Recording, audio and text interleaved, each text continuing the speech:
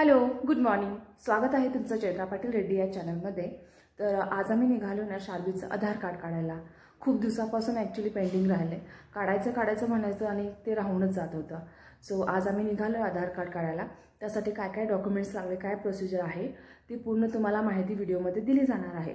तर व्हिडिओ शेवटपर्यंत नक्की बघा आणि व्हिडिओ आवडला तर नक्की लाईक करा. कसा वाटला व्हिडिओ तो कमेंट करून सुद्धा सांगा आणि सबस्क्राईब करायला विसरू नका.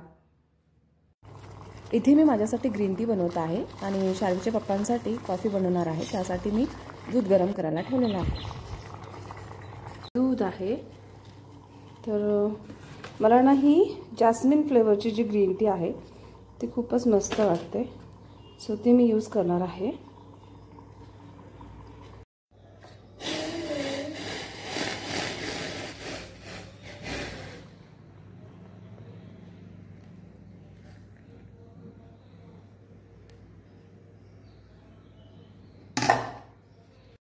दूध वरती येत हा पिलू.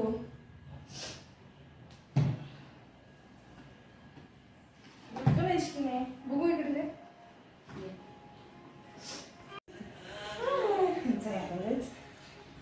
तर आम्ही पोहोचतोय आधार केंद्राजवळ. डॉक्युमेंट्स शार्वीचं बर्थ सर्टिफिकेट आणि तिच्या पप्पांचं आधार कार्ड या दोन डॉक्युमेंटच्या आधारे आधार कार्ड आम्ही अप्लाय करत आहोत. तर ऑनलाईन तुम्हाला 15 दिवसात भेटेल आणि फिजिकल डॉक्युमेंट जे आहे ते 1 महिन्यामध्ये तुम्हाला ॲड्रेसवरती भेटेल. तर लहान मुलांचे बायोमेट्रिक्स घेतले जात नाही, फक्त एक फोटो घेतला जातो. सो इझी प्रोसेस जवळच्या आधार केंद्रामध्ये जाऊन चौकशी करू शकता. आणि याची फी 300 रुपये घेतलेली आहे. तर दुपारी मी झोपले होते आणि झोपून उठून बघते तर शार्वीने घरभर पसारा केला होता. चप्पल आणि रिकामं तेलाचं केन सगळं घेऊन ती बसली होती. बघू शकता तुम्ही व्हिडिओमध्ये ती काय करते. मी आत होते, शार्वी काय करते बघा. काय चाललंय पिलू, काय करते तू? हा काय करतेस? परत नेऊन ठेवतेस? परत स्टँडला नेऊन ठेवते चप्पल. हे काय तेलाचा डब्बा पण घेऊन आले इकडे. पिलू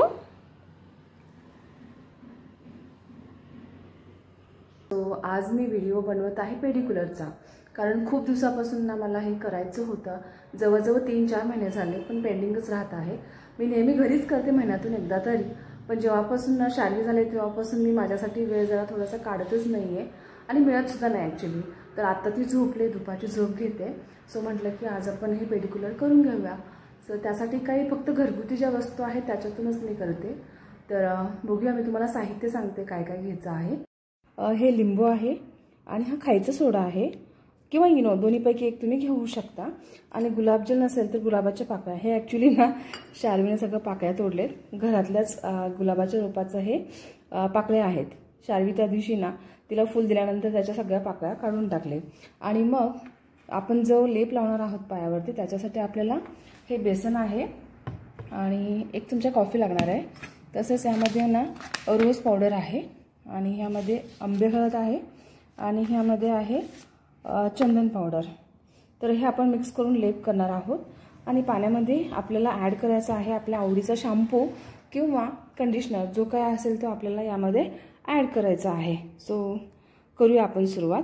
आणि यामध्ये मेन म्हणजे मीठसुद्धा लागणार आहे. 1 मिनटं.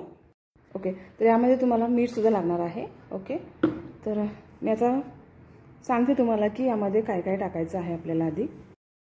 तर मी आधी सर्वात आधी इथे ना कोमट पाणी घेतलेलं आहे. खूप कडकही घेऊ नका, कारण त्यामुळे ना थोडेसे पायाला चटके बसू शकतात. सो कोमट पाणी घ्यायचं आहे.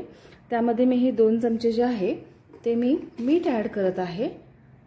2 ते 3 चमचे तुम्ही ॲड करू शकता. तर त्यानंतर यामध्ये तुम्हाला ॲड करायचं आहे तुमचा आवडता कोणताही शॅम्पू किंवा घरी जो असेल तो तुम्ही ॲड करू शकता किंवा कंडिशनरही चालेल.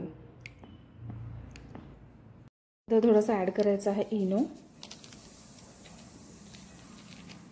किंवा खाऊचा सोडा. मी दोन्ही यूज करते थोडं.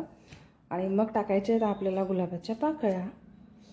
आणि यामध्ये लिंबू टाकायचा आहे आपल्याला.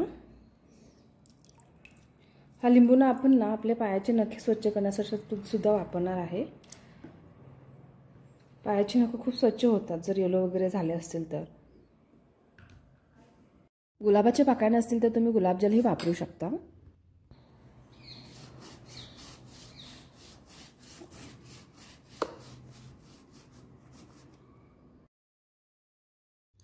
पहिले 5 मिनिटं पाण्यामध्ये पाय ठेवल्यानंतर ना छान असं ब्रशने स्वच्छ करून घ्यायचे आहेत पाय पूर्ण. बघू शकता तुम्ही पायाची ॲक्च्युली खरंच खूप घाण निघते. मलाच कसे तरी वाटतंय. आता मी ठरवलं की हे प्रत्येक महिन्याला मी सुरू करेन पुन्हा एकदा. आपण ना पाण्यात जो लिंबू पिळला होता तोच लिंबू घेऊन ना नखांवरती छान असं घासायचं आहे, जेणेकरून नखांचा जो पिवळसर कलर आहे तो निघून जाईल लिंबूमुळे.